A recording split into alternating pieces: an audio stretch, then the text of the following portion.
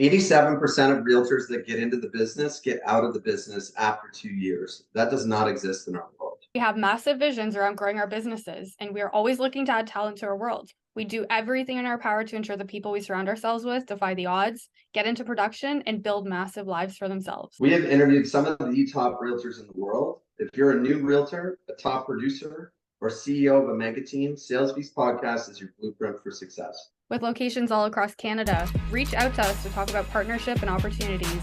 We are looking forward to it. Yes, I'm the boss. Welcome back to Sales Beast. Today we have an awesome guest. We're joined by Brooke Hicks. Welcome, Brooke. How are you? Thank you. I'm doing well. Thank you so much for having me. This is Awesome. fun on this kind of rainy afternoon today. Yeah, but we get to spend some time together. We're super excited. I know we've been in the same timeline in the industry, and we're really excited to just learn your story because, like yourself, we've built a team. We want to hear a little bit about your journey. So maybe just kick it off with where you started and where you're at today. Amazing. Yeah, it's funny. I've always known you guys, known who you are, but I don't know as much about you either. And it's probably the same for you guys too. It's like we see each other, but we don't actually know too much about each other. But yeah, Mike and I, just like we just said, we started in 2017, which was a completely in another topic of the 2017 market, which was a little crazy. So jumping into that was, I think, a good year to get started because a lot of things were happening, right? It was a booming market, and I learned a lot because there was a lot of activity. But I don't even know what prompted me to get my license. I was in university and I just did it. The first couple of years, I didn't do much, if I'm being honest. I had one of those kind of shell shocks, like a lot of agents that are newer to the business now have, where, you don't know kind of how to get started or what to do. It's expensive to be a realtor. I really only started doing this like full time, probably around 2019, even 2020. I got myself a mentor and I joined a team. So I was on the REC team. So they're pre-construction based and they're based out of Toronto. So I learned a lot from them. So they really kind of pivoted my career. I started with pre-construction, which is a cool thing a lot of people don't know. And then having been on a team really just changed the game for me. And then eventually it got to a point where I was too busy as a team member that I needed to expand, my own team. So now I have built in the last 3 years, it's really been me and my admin, me and a second admin, and now there's 8 of us. And it's funny, it all happened very quickly. But we have a good little system here. We have seven women and one male.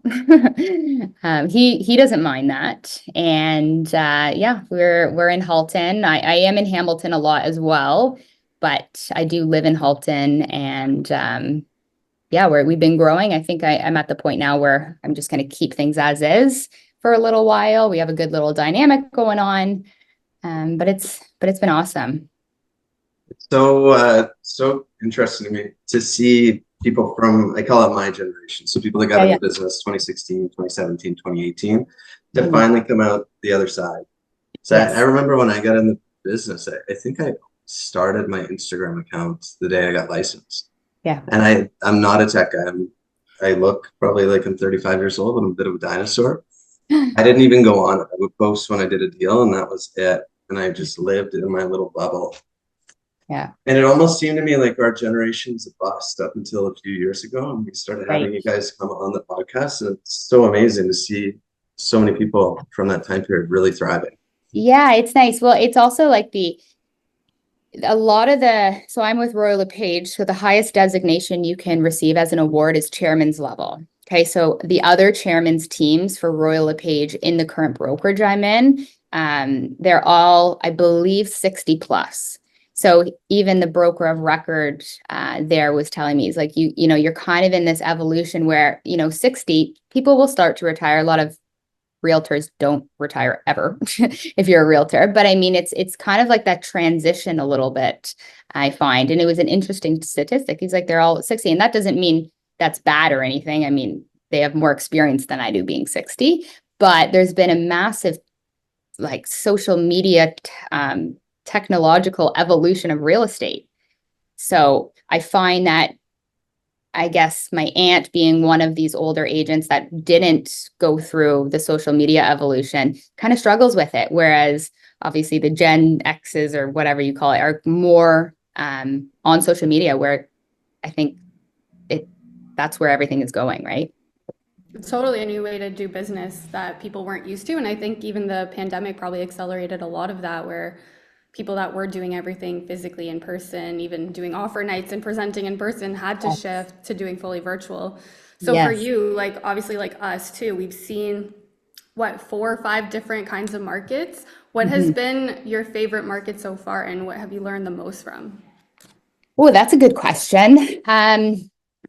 As fun as you can say the pandemic peak was on the listing side of things, you get a listing and it's going to sell. You have multiple offers. The seller is always happy with you because you get over asking and you do end up with a firm sale. So you did your job correctly. As fun as it was being on that side, I find that it didn't allow the market to look at individuals and talent to stick out, right? Anybody could sell a house. Anybody could stick a for sale sign in the lawn and the house is going to sell. So I wasn't as creative and like doing new things and trying to stay on trends as I am now. So this has been an interesting year for my team and I. It takes a lot more effort. The marketing process has to be way stronger than it used to be when things were flying off the shelf. It takes a lot more hours in a day to become a successful real estate agent when a market is slow like this. So it allowed me to kind of bring things back, make decisions that we're not going to expand necessarily as quickly as we were last year. Processes, building out systems rather than just running around with your hair on fire. Still making deals because the market was crazy hot, but now allowing us to grow and strengthen our foundation. So I do want to say 2024 has been a cool year to really look at other things, especially my business underneath the solds. And then planning for 2025. It's an interesting time right now. I actually got coffee with a client of Anna's this morning. And she asked me how's the business, what's changed since last time we worked together. And I just find the relationship you have with the client when they're actually in the process of transacting lasts so much longer. Yes. During the pandemic, it's 2 weeks maybe to get the house ready for sale, then a week and it's gone. Yeah. It's hard to screw up in a week. But it's hard to screw up in a week. I think the average days on market right now is about 40. That's a lot of time to make mistakes and let them down and not keep the promises you've made to them. Mm-hmm. And then even if you do keep the promises you made to them, I find clients in this environment, they're trying to find things that you're doing wrong. And in reality, a lot of times it's just that their house is overpriced. It's 100% of the time overpriced. I mean, I can sometimes pick out listings and sometimes I share it with the team of, hey, we don't post listings like this with garbage out front or showing the backyard through a screen, like funny things like that. But a lot of sellers I find too will blame the realtor, right? I don't see a lot of expired listings where it's back up on the market with the same agent. So you see a lot of turnover that way. And interestingly enough, which I actually read this on my podcast yesterday, it's how many agents have been leaving the business. So we've seen the most people that are with TREB, so the Toronto Real Estate Agent, not renew their license this year. And the numbers were crazy high. And it's just because it does take full-time effort to become successful in this business. That's a beautiful thing, I think, when it shifts. Yes. So we, like 2022, February, we had the most number of realtors ever in our market. Yeah. And sales volumes was at the highest point ever.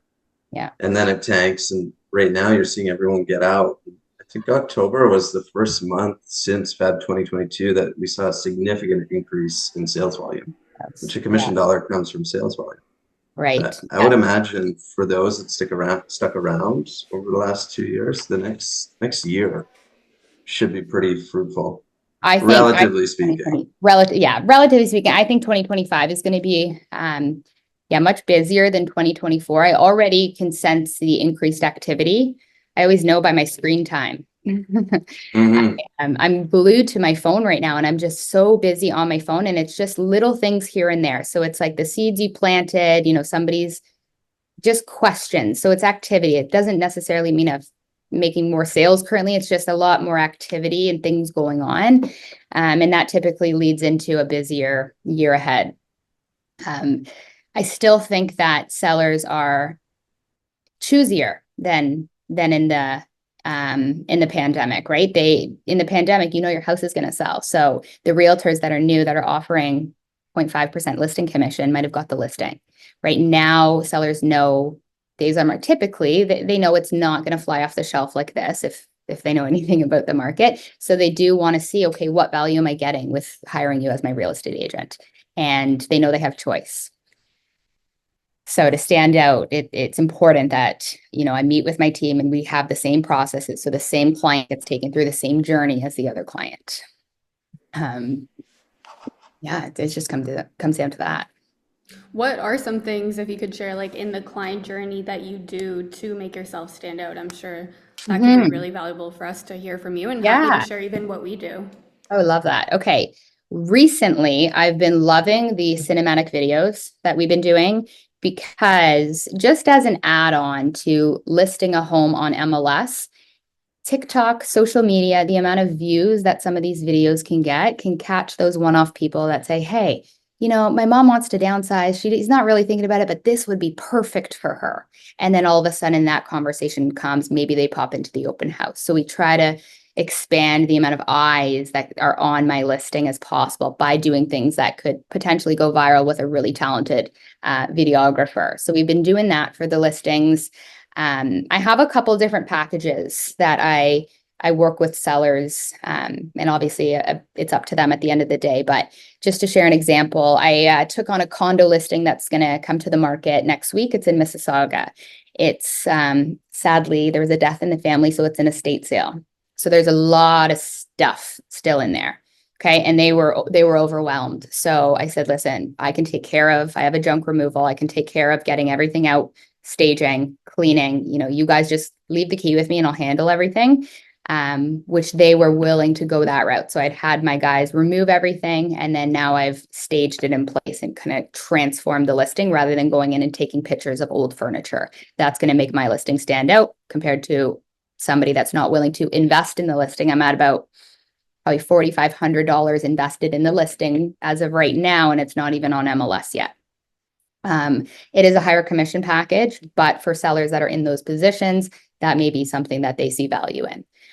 Yeah, and then down to social media. I do a lot on social media just because it gets conversations flowing, right?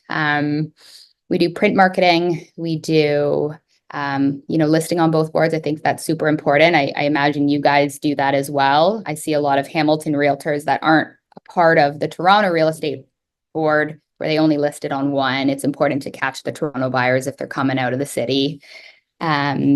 What else do we do? It's specific for each listing, but I do give my commission dollars back into the listing. I invest in the listing because I'm not looking to just make a buck and leave that client. I expect and hope, I guess, that relationship would continue if I did a good job. And I would assume the majority of your business comes through your social media?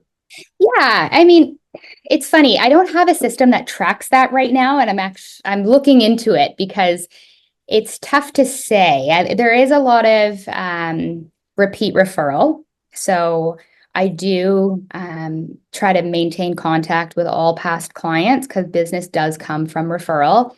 I get people calling from ads that I do that are out in the city. They see you enough times.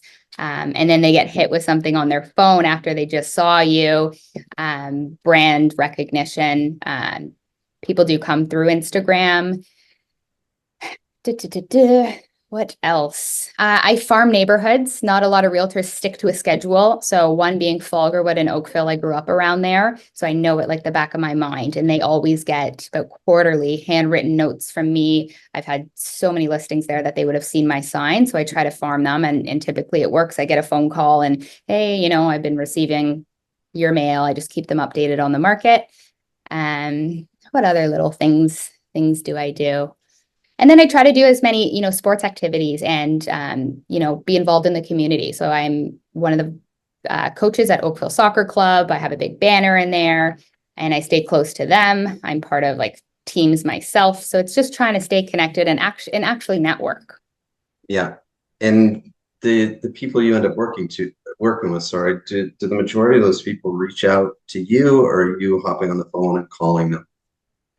No, it's them reaching out to me, and I've noticed, obviously, in a slower market, your phone's not ringing off the hook. It was still quite busy this year. We hit our target, but the target grew because more people, right? So we did hit our target, but there is definitely not as many incoming calls as before, when everybody wanted to take advantage of the high prices.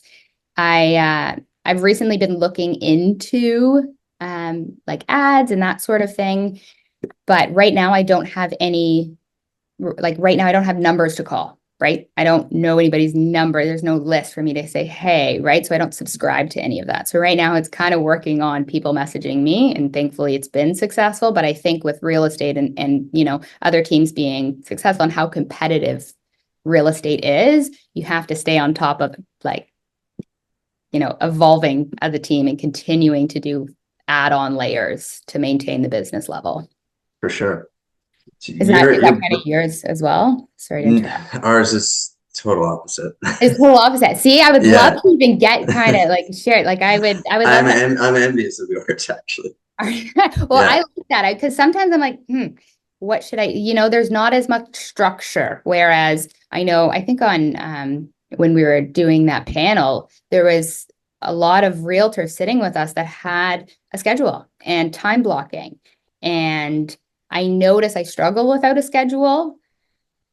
I can do it. I've been doing it for so long and I'm just called in every direction. But I'm envious of the people that have a schedule that, they're able to then balance their children or their, extra curricular activities, where I'm kind of like on call always. So I can't settle as much. Do you have kids yet? I don't. I'm single with no kids. I have 2 kids. My experience was the kids had to show up first, and obviously you love them to death once they arrive, and then you truly figure out the scheduling part. There needs to be a serious reason to figure it out, because right now what you're doing is work. Yeah. Hey, well, thanks. I'm in my 30s now. I said as soon as I hit 30, I'm gonna stop putting real estate as my only focus in life. My family makes fun of me and say, we're going out for dinner or whatever. No one's allowed to talk about real estate. That's like, it's become a rule because that's how much I live and breathe it. A really good person to talk to if you want to figure that out. And I don't think you were on this podcast, but it's Kate Brodder. Oh yeah. I know Kate. Yeah, she's a monster when it comes to managing her schedule. Interesting. She's got a bunch of kids. I want to say 3 or 4. Yeah. I follow her on social media. And she's an amazing, that's the main thing I got out of that podcast with her. You're a kick-ass businesswoman 100%, but you're an amazing mom and you're always there for your kids. You should reach out to her. I can connect you guys. Yeah. Interesting. Would love that. Yeah. I mean, it's funny that we say like, oh, I'm envious of you. Oh, I'm and vice versa, but it seems to just work for both of us, but maybe even just picking, your brain and her brain of that side of things, because then it becomes more like an actual, business during the day where I'll wake up and it's like, all right, whatever I'm doing that day is what's coming in. I end up getting swamped, but there's not really a projected plan for my day. So sorry, go ahead. I didn't mean to cut you off. No, you go. I was going to say our business looks way different. It's the Keller I'd love to hear it if you is, wanted to share, unless maybe you're for sure. Yeah. When I got here, they said you have 5 jobs basically: lead generate, lead follow up, script and role play, go on appointments, negotiate contracts. Then I was handed a telephone and a triple line dialer, and I was told to stay on it until you book an appointment. Hey, that's so cool. I thought it was pretty cool. Most people don't. I was like a telemarketer, and then you start generating some business, and you love on those people, and you create repeat referral business, and then you teach a bunch of agents how to do that, and they replicate it. So I guess my question to you: you have your own unique model that looks very different than ours. Are you, My team model? yeah, have you taught your people how to replicate their success? What was to hop on their Instagram? Did Yeah. they, Yeah. So a lot of it is social media driven too. I have the processes of how to list a house from start to finish and follow-ups. We have great CRMs. So that side of things, yes. And then it's all about getting out to as many people and being yourself and being very active with, online presence. And that's how I did it, right? So that wouldn't be a fit for somebody that doesn't want to be on camera every second or post, every day. My team structure is also very different than I think a lot of teams. So I set them up with, I want them to have the entrepreneurial, vision for themselves where they don't have a cap. So unlike, I've been on teams, and a lot of teams, if you bring on agents, it's typically 50-50. You cover their fees, you would maybe give them a listing at 37, whatever the case may be. So I bring on team members at 70-30, and 10% of that goes to LePage. So I'm taking 20% of their own deals. Okay. They're also paying me though about $600 a month to be here. Okay. So now they have skin in the game, but I take less of your split. If we have a listing, I usually share most of my listings with a team member because I'm, again, trying to grow things. So if there's listing appointments, I typically bring someone and they'll take it from start to finish. I'm involved at high level conversations and offers. All expenses get split. So if we're going to stage the listing, that $2,000 charge is $1,000 for you, $1,000 for me, and we're going to each take 50% of the commission. If it's their own deal, again, I take 20%, but you pay all your own fees. If it's your own listing, that's all on you. All your trip fees, all your LePage fees, everything. And then 20% comes to me. And then if you make $100,000 or more, you cap and you go to 90-10. So 10's going to the brokerage. So now you're essentially just paying me about $600 to be here, but all expenses on you. So I've noticed some team members, especially anybody that's newer in the business, which has been hard for me, and I've kind of stayed away from now going through the training of new members. It's hard for people out of pocket, right? They have their startup fees of $2,000 here, $2,000 there. The courses are expensive, and now $600 a month, plus we're a LePage of $150, charging your credit card every month. So if you're not transacting, you're going to leave. And so it makes them have skin in the game. And one of my members, Asta, she's killing it. She's on 90-10 now, and she's making a boatload of money, which then makes her also stay, but she's following my brand. So it's building my brand, but there's no reason for her to leave at this point. She has no vision for a team. She has a little family, likes where she is. She's building my brand, but she gets to keep all of her money until it resets next year. That's awesome. That's definitely a unique model. And I think it works really well from a retention standpoint. Like when people come on board your team, are they buyer agent, listing agent, or do they handle pretty much everything? Yeah. So at first, when I was expanding, I just had so many people, active people, and I'm like, I can't even do all of these showings. So I started referring outside of the brokerage to a couple friends of mine. Like I have a ton of friends that are agents in Hamilton. Hey, take this person 50-50 though, because I could also, that's just how I did 50-50 because I want to be involved. And so they did that. And then it's like, wait, I can just get somebody that's maybe not as busy, take on a lot of it at 50-50, and run with things. And then that's how I got my first agent. And it was mainly buyers at that point. Then Asta was the third one to come, and she was pretty seasoned. But she was feeling, okay, this team is taking 50% and I'm basically bringing absolutely everything to the table. So why am I here kind of thing. And then she brought a friend that was also on that team. What else? And then I think what's happened is I want them to grow so much, but I don't want them to hit a point like I hit where I'm like, I'm not giving 50% anymore. If I'm busy enough where I don't need the mentorship anymore, it's always good to maintain a mentor no matter how high you are in real estate. But I don't need the support I don't have a question about my offers for the most part. I don't need help going to a listing appointment by myself. I don't, receive leads from the team leader, and I'm just giving 50% to have their brand behind me. And that didn't make sense anymore. And I find that happens with people. So unless, I guess, the team leader continues giving leads to, some of these agents on other teams, they stop seeing value. So that's why I did it. And that's what's going to keep them wanting to work hard, and they're incentivized. They get all their money. It almost sounds like you've taken the team concept, which can be pretty extreme in the eyes of many agents, and the brokerage, which I think from the perspective of the agents, it lacks support, and you've merged them together. I've tried. It's funny. A lot of my team members, though, I will say a lot of people come to me and then I funnel it to them. So I would say the bulk of the deals that are happening are 50-50, but they're my deals, right? So they understand that. So then bonus deals is when they get their own buyer, and I'm just as happy for them. The minute I come on that deal and touch the deal, though, it's 50-50. Yeah, that must work fantastic. Like, as long as you're continuing to produce a lot of the business yourself. Yeah, I mean, it's been good. And it's just like also the culture too. I like working with other people. At some point, I know that Asta, as an example, she doesn't need me on every deal. Realistically, she doesn't, right? We like working together, but being her team leader, she's busy. She's so busy right now. She doesn't need me on every deal. She's just doing everything on her own.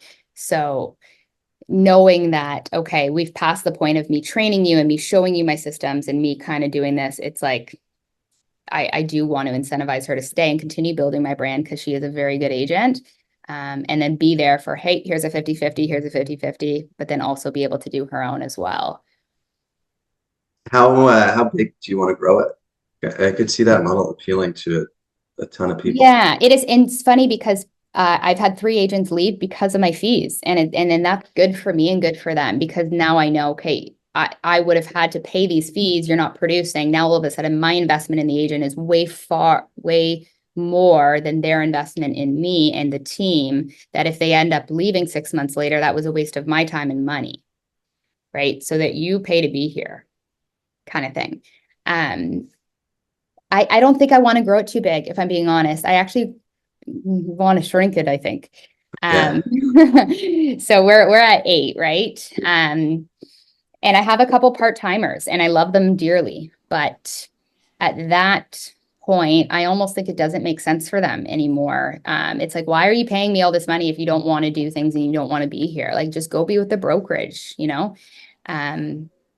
So I do want it to be a little bit more boutique style because there's 8 of us. I've had a little bit of turnover because of the fees, which is good because that, takes away people that don't, because Asta paying $600 a month, but making 90-10 on all these deals she's doing is way better than 50-50, no fees. Way better for her. So I'm not going to bring on anybody else that's new, put it that way. If they're seasoned, then great. I'd have the conversation with them and I would try to continue like part-timers, I'm even urging them. It's like, it doesn't make sense for you to be here kind of thing. If they want to stay, great. I love them, but it only makes sense for people that produce and are. So I don't have a goal to grow it anymore, but obviously there's some great agents in the business that if, I ever sat down with them, that'd be a different story. And you said you have 2 admins, or do you have more on the operations side? Yeah, I have so an operations manager that does all kind of behind the scenes. I have social media support, and then I just have like a task admin kind of thing, just doing like data forms and just all the other overflow stuff. And then my brokerage is good with support. So they kind of take on another role of like the quick questions, like how do I fill out this multiple representation or whatever it is. They're really good with that. And I find that it just works. They do their own paperwork. So my admin is my admin. You can use her for questions or support, whatever the case, but you do all your own paperwork too. Like, you're a solo agent under my umbrella, you're going to benefit and I'm going to benefit. Yeah, this is a unique model. Was this something that you modeled after someone, or you created this model yourself? So when I was on the REC team, he had different models. He had a massive team. There were 60 agents. So he had different models for different agents, I believe. And that is what him and I did together. And that worked for me because he fed me a lot of 50-50s that kept me busy. And made me accepting of the fees he was charging me because they paid for themselves way over, right? But then I was also able to go sell my mom's sister's house and keep 90% of my commission, right? Again, after you graduate from 70-30 to 90-10. And I liked that. And I think it made me better. I wasn't ever resentful because it made sense to me and it allowed me to grow without the cap, right? The minute you start making more money, seeing how much you're giving in a 50-50, especially if you feel like maybe a lot of it was your own doing. I know how that can feel. And don't get me wrong, I'm sure there's so many 50-50 teams, and if that's your model, but obviously your team members see the value in that, right? There's a lot of teams that, you join it for the brand, but you're still kind of on your own. And that's what I was trying to get away from. I do see a ton of value for new agents or, not even new agents to join a team where they are on a split like that, but there's obviously more value being given to them. Does that make sense? Yeah, there has to be a trade-off, whether Totally. it's brand or leverage or leads or whatever it is, it has to equal and be fair. Like it has to be a win-win for everybody. Right. Yeah. Mhm. Yeah. So that's kind of how I set it up. And yeah, it kind of makes people second guess just jumping in and joining a team because they're like, oh my God, I have a 2,400 startup cost, 600 a month. Like, oh my gosh, this is too much for me. I'm going to go find something else. So it takes the short-term thinkers, I think, away because it's like long-term, if you're on 90-10, those fees you're not going to notice them. Very true. Very Right. true. It's more scarcity versus growth mindset, right? Mhm. Yeah. That's cool. I Pretty wanted to ask, hardcore. We do $1,000 onboarding fee, and I think Oh, yeah. some people think that's pretty intense. Oh yeah, mine's Yeah, yours is 2,400. 25? Wow. $2,400 up front. Keep in mind they can take it from a trade. Like I Okay. take it from a trade. And then they pay monthly. But I do spend a lot of money with brand awareness. So it doesn't go in my pocket. If anything, my expenses are triple what I receive from the team, right? But they contribute to it. So we do monthly photo shoots because I'm big on social media. We do get-togethers. I always cover that. They have their whole brand gear and they get set up with that. They have access to my office, it's not Royal LePage. I pay for my own space. I have a storage locker full of staging items they can have. So they do, like, there's value in that. And if they can't see the 2,400 initial payment because, hey, you're going to be up on a billboard or you're going to be, this is kind of what it's going toward, then that's again, it's almost like I'm just cutting out what wouldn't work for me before we even get 6 months down the road. Yeah, self-selection. Mhm.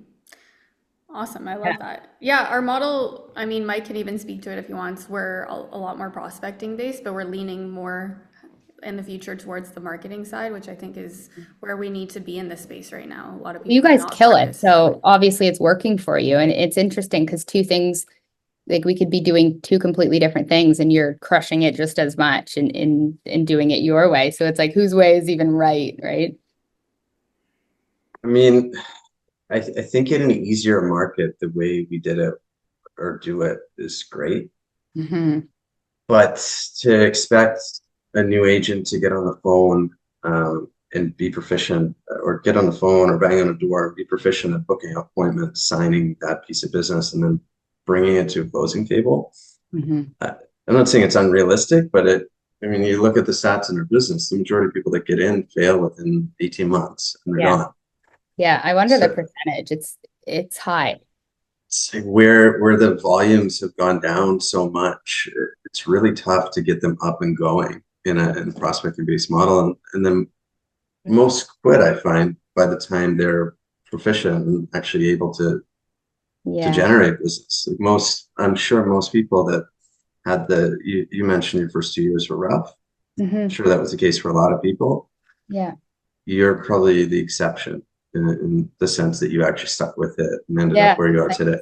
Yeah. It's grateful I did, but it's like a lot of people want to be on the brokerage or like, the models where you get all of your commission, come to our brokerage. And then they're like, what do I do? So it was so important for me to have a mentor, pay those high splits. You know, I was on a 70-30 with the REC team, and I paid somebody else 20% of all my deals. Cause I'm like, even though I see value in the 70-30 split, I need somebody like with me right now. I need to know everything. So I paid my way and understood the long term of it. And I find that a lot of people come into real estate and chase dollars and don't realize how hard it is. Even the amount of paperwork for a buy and sell start to finish. You know, the data forms that are tough to train, the FinTrack, the just all of the behind the scenes, if it's on you. I think people glorify it a little bit on social media, right? Because you can be like, oh, for sale, look at this beautiful video, and it looks fun. But there's a lot of bad days. Absolutely. A lot of tough It's days. funny. I think I saw in your bio you went to UT and I went to Yeah. University in Ottawa, I believe. Yeah, I went to Carleton first. Okay, no way. I feel bad for you. No, I'm just joking. You, Ottawa. Well, I didn't last too long. I went for one semester, and I was always pretty good in school, but I'm too go. And I didn't necessarily know if that was the end goal. Like, I was doing a Bachelor of Science, and I'm still interested in it, like psychology, science. I feel like psychology kind of ties into real estate, if I'm being honest. Oh, And then totally. switched over to U of T and continued psychology. And yeah, I'm not sure. I'm just like sitting down and I'm like, I need to move. So It's Yeah, I funny, think that's like a we lot of people in the industry. Yeah. are all willing to do that, it seems, in society. We spend sometimes hundreds of thousands of dollars to get our education. And then some of us become realtors after we get that education, and we're unwilling to spend the money once we get our license. Yes. Because we Wow. That's insane. That is a good point. That's such a good point. Well, it's like the modern day, or, you know, the vision when you graduate high school, then you go to university, and then you get your job, and then you buy a house, then you have a family, and then you retire. And that has been turned upside down. Like, it's tough to do that now. It's tough to even get a rental after university because you don't have job experience. So I still believe in schooling, of course. I always believe in education, but the generic degrees aren't going to set you apart. And with the amount of foreign workers that are here and competitive labor market with, you know, virtual assistants and AI, you know, it's harder to make that amount of money for your education make sense for what the jobs are laid out for you if it's a generic degree after you graduate.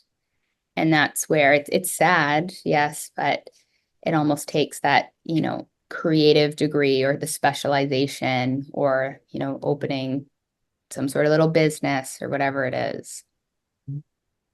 Yeah, the other thing I've always found strange. So most of us, we have a job before we become realtors. I work for a large auto manufacturer. Okay. And I was the guy, so if you go buy a car, you probably get cash back on that car, and there's an interest rate that you pay on the loan. So I would set the cash back and set the loans. Set the cash back. Or set the cash back and set the interest rate, sorry. So I was making that company millions of dollars, either making or losing millions of dollars based on my call on the cash back and the interest rate. And I would make a small, tiny fraction. I think when I got in this business, I was making 70 grand. And I was probably making the millions. But then when we become realtors and we're just learning, we want it all. I made 100 grand. I want to keep all of it. It's like me being in the auto business saying, I made this company $100 million this year. I want to keep all of it. Yes. It's so true. I try to teach my team members. I say every dollar that comes in right now while you're building your business, especially being year 1, year 2, you look at it as, is this dollar an investment or is it an expense?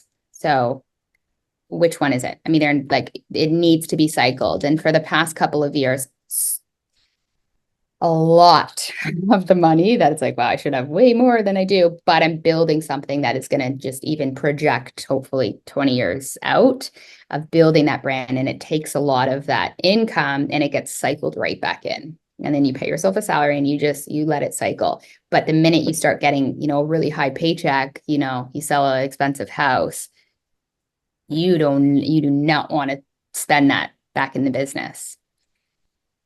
What's funny, actually? My last brokerage, I think it changed my mindset because they allowed me, I had $100,000 expense account. They only did it for a couple agents that made a certain threshold. So what I would do is when I was like, okay, time for me to get rebranded, that's going to be a $40,000 expense. Instead of it coming out of my account and seeing that 40,000 leave, which is hard for me and a lot of people, I tell my rep, hey, please pay Mr. Smith over here 40,000 and take it out off my next 2 deals. So they paid everything. Photo invoice here. So I sent every single invoice into my brokerage and they paid it for me. And then I was putting through lots of deals and they just paid me what they paid me. So it's almost like I felt like that was my only income and all my expenses were paid over here instead of seeing all that income and then stomaching the big, large checks of 10 billboards in a month or rebranding. So that they helped me a lot. So it was a little bit of getting used to not having an expense account anymore. But I think the precs really help too. Yeah. Like just knowing that every time you pull a dime out of your prec, it's going to get taxed like crazy. Yeah. I remember back, this was during the pandemic and before, I used to go home and like I'd buy a house during the day and go to my wife and be like, bought a house today. Congratulations. Like a rental property or something. And she wouldn't even know about it. And I didn't know where the money, like I saw it in the account, but I didn't understand there's taxes and right. maybe she had plans for things we were going to do in the future. Yeah. That's And I literally, the time would come to pay the taxes and just wouldn't be there. Yeah, no, that's another thing with realtors too, because we collect HST. It's another one that I hate. Here's your HST bill. Ugh. Yeah. It's smart if somebody puts it in a separate account and saves it. For sure. I don't do that. I can't even log into my bank accounts at this point. It's all done by our admin. Is it? It's so much safer that way because I'll spend it. I'll go buy a rental property. You know what? I was saying the same thing. I said, I can't receive my commissions because I will spend it if I make back in my bartending days, if I make $80,000 a year, I'm going to spend 60 or whatever it is. If I make 500,000, I'm going to spend 400. If I make whatever it is, the ratio stays the same. And that's the problem that I am working through. But I keep saying, so I recently gave a good chunk of money from my prec into a private lending. I guess they needed it to grow something. So I receive interest instead of it just sitting there. I get a monthly interest payment into my prec. So that gets taxed. Yes. That's not even why I do it to receive the monthly interest. It's so that I don't have it. Mm-hmm. Makes a lot of sense. It looks like I don't have it. It's out of the account. Yeah. I need somebody else to have it for it to be in an investment. Otherwise it's like, hey, online, what do we get today? So struggle with that. Brooke, before we let you go today, I wanted you to share a little bit about your podcast and tell our listeners so that they can go watch it, listen to it. Thanks. So we are the Canadian Real Estate Homefront podcast. Cortez and I came up with that name randomly about a year and a half ago now. But what we essentially try to focus on is the economy, because Cortez has a background in economics and he is obsessed with the economy and knows everything there is to know about what's happening in the States versus us and all of that. So we try to keep people informed on how political decisions are affecting, supply and demand and the Bank of Canada, interest rates, percentages of home prices, all of that good stuff. So it's way more factual. So we do have our phones and we sometimes read, or a lot of times, like headlines, and then we'll talk and break down the headline news. Lately, it's been very political, which I don't love. And it calls for a lot of people, comments that aren't the nicest because everyone is opinionated. So I try to not be one side, but simply kind of share facts. Yeah, I mean, it's been cool. It forces me to stay updated too, because it does trickle down to the real estate market 100%, what happens politically. And I feel like I can speak to so many more topics doing it, and Cortez does do a lot of planning on the topics. Yeah. And then, we get into like the day-to-day inner workings of real estate, but mainly it's the headline topics. And it's just a way to force myself to be on top of everything while also then sharing, my thoughts, etc., with whoever's listening. Yeah, I think I've it's always found what I see come from the two of you. It's very calm Yeah. and unbiased. Like I never see a thumbnail saying the market's going to crash tomorrow. Yeah. Yeah. And I found myself during the downturn, I got in this rabbit hole, and I was literally clicking on these videos. Why Yeah. does this guy think the market's going to crash? Oh my Yes. God, maybe he's Yes. right. And there are a couple of you guys out there that I've deferred to because it's calm and unbiased and doesn't put the fear of God in people. Yeah. We don't make the predictions, and we always say, this is my prediction. However, anything can happen with the market. We'll keep you updated as we go, because what's worse is those videos with those thumbnails, they're going to get more views. Yes, but they're not sharing actual advice. And the minute they're wrong on one thing, they lose absolutely all credibility. No more. So it's easy for them to lose people like that.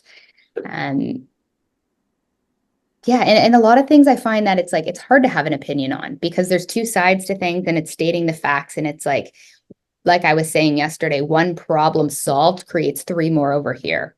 And that's where the public, I guess, has a little bit of blinders on, because they're so against the Bank of Canada doing this and this, but then sharing the repercussions of every little decision and how that kind of creates a web of problems. It just puts things a bit more into perspective, and it makes people think, I think, a little bit more than just the headlines, because sometimes the headlines are Bank of Canada this raises rates, and then people immediately go one side or the other. But sharing how that all connects everything allows you to kind of see from a broader perspective. For sure. I'm sure there's a lot of people out there that chose not to click on your videos, clicked on others because of the compelling headline. And they went through the mental turmoil I went through and decided not to be there. You're one of few people I listen to. Oh, thank you so much. That's so nice. You guys are chilled out, calm. Yeah. Cortez is pretty smart with that stuff. Tomorrow. I have a client that sends me people's reels all the time, and he's a friend of mine. So he's like, just always afraid. Okay. Because he has rental properties and his mortgages are variable, and he's been stressed a little bit. And I'm like me. That's what I went through. Yeah. And I'm like, stop. I have no comments on that, because that's ridiculous. Maybe it will, but I don't know what to say to you. I'm not going to say, no, it's not. And I'm not going to confirm they're out. I'm like, stop sending me that stuff. It's too hostile.